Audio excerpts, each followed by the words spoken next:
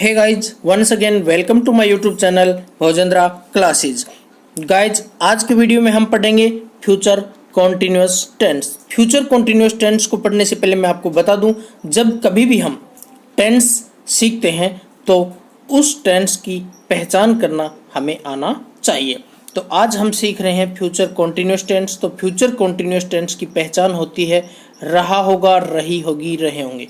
जब कभी भी किसी भी हिंदी के वाक्य के अंत में क्या दिया हुआ हो, रहा होगा, रही होगी, रहे होंगे, ये दिया हुआ हो तो समझ लेना कि वह टेंस फ्यूचर कॉन्टिन्यूअस टेंस है। अब फ्यूचर कॉन्टिन्यूअस टेंस की हमें पहचान पता लग गई, तो अब हम हिंदी वाक्य को इंग्लिश के सेंटेंस में हम ट्रांसलेट करेंगे। तो ट्रांसलेट करने के लिए, हिंदी से इंग्लिश में ट्रांसलेट करने के लिए सैंटेंस का स्ट्रक्चर क्या होना चाहिए, सेंटेंस बनेगा कैसे। तो सेंटेंस बनाने के लिए हमारे पास में दो चीज़ें बहुत ज़रूरी होती है, सब्जेक्ट और वर्ब। अदर वर्ड अगर दिया हुआ हो तो उसका यूज़ हम कर लेंगे, अन्यथा नहीं करेंगे। दो चीज़ें हमारे पास में होना बहुत ज़रूरी होता है जब हम कभी भी सेंटेंस का निर्माण करें। तो सबसे पहला हमारे पास में होना चाहिए सब्जेक्ट। सब्जेक्ट क्या होता है, देखो सब्जेक्ट के स्थान पर कौन आएंगे। सब्जेक्ट के स्थान पर मैं बता दूं आपको, या तो नाउन आता है या फिर प्रोनाउन आता है। यहाँ पर देखो एन का मतलब नाउन और पी का मतलब प्रोनाउन। या तो सब्जेक्ट के स्थान पर नाउन आएगा या फिर प्रोनाउन आएगा। अब बात करते हैं हम वर्ब की। देखो वर्ब दो प्रकार की होती है, एक होती है हेल्पिंग वर्ब और एक होती है मेन वर्ब। वर्ब कितने प्रकार की होती है, यहाँ पर देखो वर्ब होती हैं दो प्रकार की, एक हेल्पिंग वर्ब और एक मेन वर्ब। तो यहाँ हम सीख रहे हैं फ्यूचर कॉन्टिन्यूअस टेंस। तो फ्यूचर कॉन्टिन्यूअस टेंस में हेल्पिंग वर्ब लगाई जाती है शैल बी और विल बी, शैल बी और विल बी। अब देखो किन सब्जेक्ट के साथ शैल बी लगाया जाता है और किन सब्जेक्ट के साथ विल बी लगाया जाता है। देखो जब कभी भी सेंटेंस में सब्जेक्ट के स्थान पर आई और वी दिया हुआ हो, तब हम आई और वी के साथ में हेल्पिंग वर्ब शैल बी इस टेंस में लगाते हैं। बाकी सभी सब्जेक्ट के साथ आई और वी को छोड़ करके सब्जेक्ट के स्थान पर कुछ भी आ रहा हो तो उसके साथ में हम हेल्पिंग वर्ब विल बी लगाते हैं। तो चलो अब हम कुछ सेंटेंस, कुछ वाक्य हिंदी के लेते हैं और उनको इंग्लिश में ट्रांसलेट करते हैं। हमारे पास में पहला सेंटेंस, पहला वाक्य हिंदी का दिया हुआ है, हम खेल रहे होंगे। देखो इसके अंत में क्या आ रहा है, रहे होंगे, इसलिए इसकी पहचान फ्यूचर कॉन्टिन्यूअस की है। रहे होंगे, रहा होगा या रही होगी, ये अगर हिंदी वाक्य के अंत में जाए तो फ्यूचर कॉन्टिन्यूअस टेंस कहलाता है। एफ मतलब फ्यूचर कॉन्टिन्यूअस टेंस कहलाता है, सी मतलब कॉन्टिन्यूअस और टी मतलब टेंस कहलाता है। तो यहाँ पर सबसे पहले क्या क्या होना चाहिए, सब्जेक्ट होना चाहिए, फिर वर्ब होनी चाहिए। वर्ब दो प्रकार की होती है, तो हेल्पिंग वर्ब, एक हेल्पिंग वर्ब होती है और एक मेन वर्ब होती है। तो सबसे पहले हम सब्जेक्ट देखते हैं। इसमें हम का लगा दिया हमने सब्जेक्ट वी।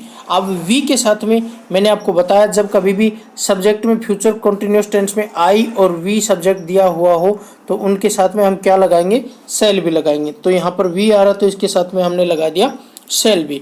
अब इसके बाद में हेल्पिंग वर्ब हमने लगा दिया, सब्जेक्ट लगा दिया, हेल्पिंग वर्ब लगा दिया। अब लगाएंगे मेन वर्ब।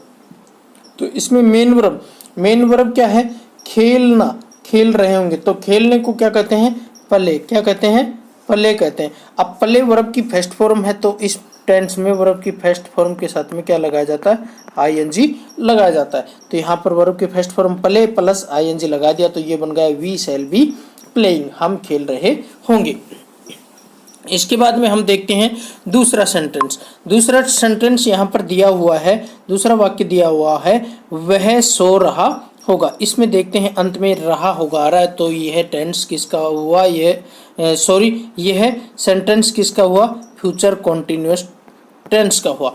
तो फ्यूचर कॉन्टिन्यूअस टेंस में हम देखते हैं सबसे पहले सब्जेक्ट क्या है इसमें, वह के लगा दिया ही।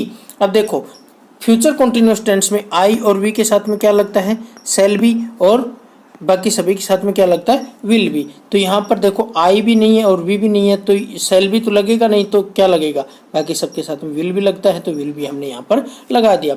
अब सो रहा है, सोने को क्या कहते हैं, स्लिप। अब देखो इसके बाद में सब्जेक्ट लगा दिया, हेल्पिंग वर्ब लगा दिया, इसके बाद में लगाएंगे मेन वर्ब में वर्ब की फर्स्ट फॉर्म प्लस आईएनजी लगाया जाता है इस टेंस में।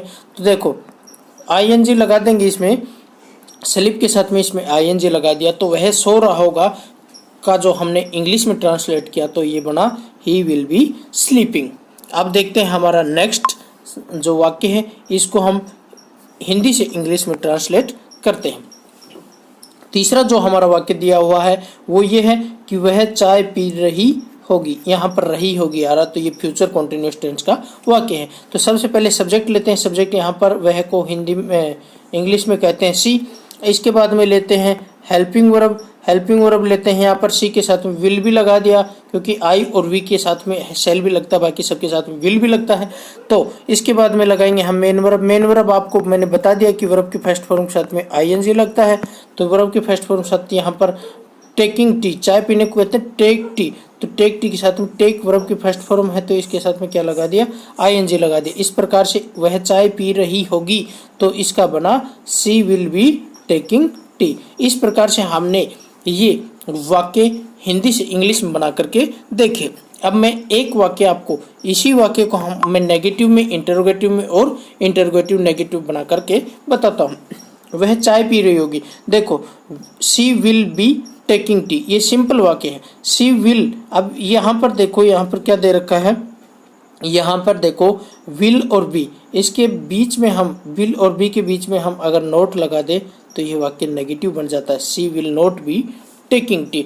अगर हम शुरू में हेल्पिंग वर्ब वी जो विल दे रखा है ये लगा दें हम शुरू में विल, और फिर सब्जेक्ट लगा दें will she be taking tea, will she be taking tea, TAKING taking और टी, ये बन गया, अंत में लगा दें क्वेश्चन मार्क, ये बन गया इंटरोगेटिव सेंटेंस। तो इसके बाद में इंटरोगेटिव नेगेटिव कैसे बनाएं, तो विल सी नोट, सी के बाद में क्या लगा दें, नोट लगा दें, यहाँ पर सब्जेक्ट के बाद में शुरू में लगा देंगे हेल्पिंग वर्ब, फिर सब्जेक्ट, फिर नोट और फिर बी और फिर वर्ब के फर्स्ट फॉर्म प्लस आईएनजी, और यहाँ पर टी, यहाँ पर अदर वर्ड दे रखा है, ये ऑब्जेक्ट दे रखा है। इस प्रकार से आप